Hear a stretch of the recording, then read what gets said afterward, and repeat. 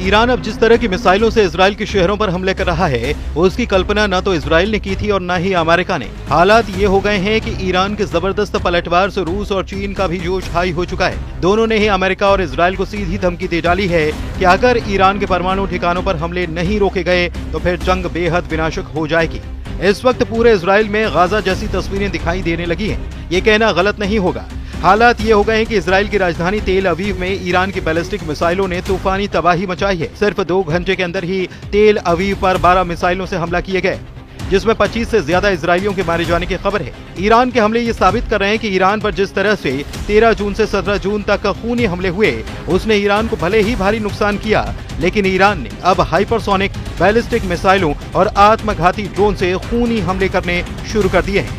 और इस वक्त की सबसे हैरान करने वाली खबर यह है कि अमेरिका और इजराइल मिलकर 180 जेट से ईरान पर हमला करने जा रहे हैं, जबकि अमेरिका और इजराइल के लिए सबसे बड़ी चुनौती ईरान का फोर्डो परमाणु ठिकाना साबित हो रहा है, जो जमीन में इतनी गहराई में है जिससे 30,000 पाउंड का बंकर बस्टर बम भी आसानी से तबाह नहीं कर पाएगा।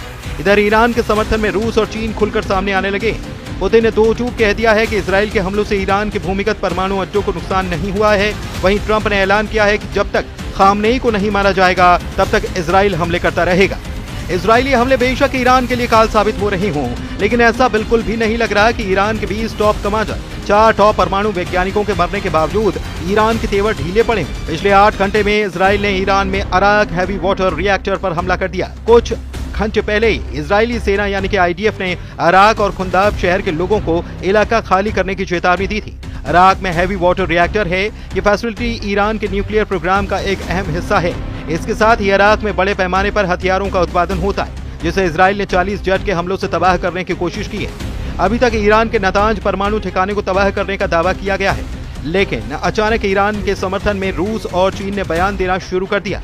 रूस के राष्ट्रपति पुतिन ने डंके की चोट पर कहा कि ईरान के जिन परमाणु ठिकानों पर इजराइल ने जेट और मिसाइलों से हमले किए, उससे ईरान के भूमिगत परमाणु ठिकानों को नुकसान नहीं हुआ।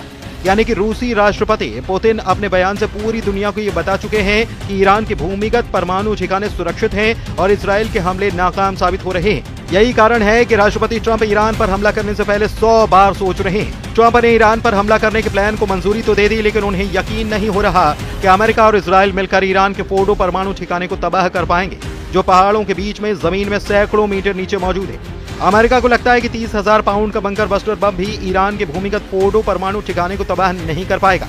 एक्सियोस की रिपोर्ट के मुताबिक अमेरिकी राष्ट्रपति डोनाल्ड ट्रंप ने अपने सैन्य सलाहकारों से पूछा है कि क्या 30,000 पाउंड के बम ईरान के फोर्डो परमाणु संयंत्र को नष्ट कर पाएंगे। बंकर बस्टर बम, जिन्हें मैसिव ऑर्डिनेंस पेनेट्रेटर के नाम से भी जाना जाता है, अमेरिकी शस्त्रागार में, लेकिन इजराइल के पास बमों को तैनात करने के लिए आवश्यक हथियार या बम बशक नहीं है। फोर्डो को इतनी गहराई पर जमीन के अंदर दफनाया गया कि माना जाता है कि ये इजरायली हवाई हथियारों की पहुंच से बाहर है। पेंटागन के अधिकारियों ने ट्रंप को बताया कि उनका मानना है कि बम फोर्डो के खिलाफ काम कर सकते हैं। हालांकि अभी तक ये साफ नहीं है कि ट्रंप इस बात को लेकर आश्वस्त हैं या नहीं। एक्सियोस की रिपोर्ट के मुताबिक 30,000 पाउंड के बमों का इस्तेमाल कभी भी वास्तविक युद्ध में नहीं किया गया, केवल परीक्षणों में किया गया। इजरायलियों ने अमेरिकी अधिकारियों से कहा है कि भले ही वे बमों से फोर्डो को नष्ट नहीं कर सकते, लेकिन वे ईरान को मिट्टी में मिला सकते हैं। उधर अमेरिका के राष्ट्रपति ट्रंप का दावा है कि उनकी वॉर रूम में मीटिंग हुई है। कुछ लोग इसे सिचुएशन रूम कहते हैं।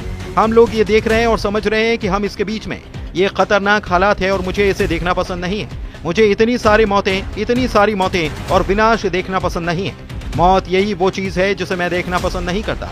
ईरानी समाचार एजेंसी इरना के मुताबिक सुबह हुई बमबारी में ईरान का मकसद आईडीएफ खुफिया हेडक्वार्टर और सोरोका अस्पताल के पास बने एक बेस को निशाना बनाना था। इसीलिए इजराइल के सोरोका अस्पताल पर ईरान ने हमला किया। ईरान ने सेंट्रल इजराइल में स्थित स्टॉक एक्सचेंज बिल्डिंग पर भी मिसाइल से हमला किया। अरब मीडिया के मुताबिक इससे बिल्डिंग को काफी नुकसान पहुंचा है। ईरान ने जवाब में इजराइल के 4 शहरों तेल अवीव, बिशेरबा, रमतगढ़ और होलोन पर 30 मिसाइलें दागे। इजरायली मीडिया रिपोर्ट के मुताबिक 7 मिसाइलों को इजरायली डिफेंस सिस्टम रोकने में नाकाम रहा। ईरान के हमलों में 176 लोग घायल हुए, 6 लोगों की हालत नाजुक है। इजरायली पीएम बेंजामिन नेतन्याहू ने कहा कि ईरान जानबूझकर इजरायली नागरिकों और अस्पतालों को निशाना बना रहा है। इजराइल इन हमलों का बदला लेगा। ईरान और इजराइल के बीच जंग 7वें दिन में पहुंच गई। अब तक इजराइल के 25 लोग मारे गए हैं, तो वॉशिंगटन स्थित एक ह्यूमन राइट्स ग्रुप ने दावा किया कि ईरान में मौत का आंकड़ा अब 639 हो चुका है और 1329 लोग घायल हुए हैं। इधर ईरान और इजराइल की भीषण जंग ने दुनिया को बांटना शुरू कर दिया है। रूस, चीन और तुर्की ने इजराइल का खुलकर विरोध करना शुरू किया है और साफ चेतावनी इजराइल और अमेरिका को दी है कि ईरान पर हमले बंद करो, वरना अंजाम बुरा हो सकता है। ईरान में अयतुल्लाह अली खामनेई की सत्ता रूस के लिए बहुत अहम है। एक्सपर्ट बताते हैं कि ईरान की बर्बादी रूसी राष्ट्रपति व्लादिमीर पुतिन के लिए न सिर्फ सामरिक झटका होगी, बल्कि उनकी इज्जत पर एक बदनुमा दाग भी लगा देगी। ईरान रूस का अहम आर्थिक और सैन्य साझेदार है। रूस ने ईरान में अरबों डॉलर का निवेश कर रखा है। खामनेई की सत्ता रूस को मध्य पूर्व में एक विश्वसनीय आधार प्रदान करती है। अमेरिका और उसके सहयोगियों के खिलाफ दोनों ने साझा मोर्चा बना रखा है। खामनेई का शासन रूस की भूमिगत राजनीति और आर्थिक रणनीति का एक महत्वपूर्ण हिस्सा है। ईरान का अगर पतन होता है तो रूस के लिए यह सीरिया से भी बड़ा झटका होगा। इधर ईरान के परमाणु बम पर हैरान करने वाला दावा अंतर्राष्ट्रीय परमाणु ऊर्जा एजेंसी ने किया है। IAEA ने 19 जून को कहा कि ईरान परमाणु हथियार बनाने की कोशिश कर रहा है। इसका कोई सबूत नहीं मिला है। IAEA के डायरेक्टर राफेल ग्रोसी ने अल जजीरा को इंटरव्यू में ये ताजे दावे किए। ऐसे हालात में सवाल यह है कि अमेरिका की शह पर इजराइल ईरान पर खूनी हमले क्यों कर रहा है। इधर रूस ने ईरान और इजराइल जंग में अमेरिका की दखल अंदाजी को लेकर चेतावनी जारी कर दी है। रूसी समाचार एजेंसी इंटरफैक्स के मुताबिक क्रेमलिन के प्रवक्ता दिमित्री पेस्कोव ने कहा है कि अगर अमेरिका ईरान और इजराइल के बीच चल रहे संघर्ष में दखल देगा तो इससे हालात और ज्यादा बिगड़ सकते हैं और तनाव खतरनाक स्तर पर पहुंच सकता है। इधर ईरान हमलों से तिल मिलाए इजराइल के रक्षा मंत्री इजराइल काट्स ने ईरान के सुप्रीम लीडर को मॉडर्न हिटलर कहा और कहा कि अब उनका अस्तित्व नहीं रह सकता। इजरायली सेना का लक्ष्य है कि वो इंसान अब नहीं बचना चाहिए और उसका अस्तित्व खत्म होना चाहिए। इजराइल काट्स ने कहा कि खामनेई जैसे तानाशाह जो ईरान जैसे देश का नेतृत्व करते हैं और जिन्होंने इजराइल के विनाश को अपना लक्ष्य बना रखा है, उसे इजराइल को खत्म करने के इस भयानक लक्ष्य को जारी रखने या पूरा होने की अनुमति नहीं दी जा सकती। ईरान इजराइल युद्ध से जुड़े जानकारों के दावों के मुताबिक अगर ईरान के सुप्रीम लीडर खामनेई को इजराइल और अमेरिका मिलकर जान से मार देते हैं तो इससे पूरे मिडिल ईस्ट में भयंकर और तबाही वाला युद्ध शुरू हो जाएगा, जिसे ना तो रूस रोक पाएगा और न ही अमेरिका।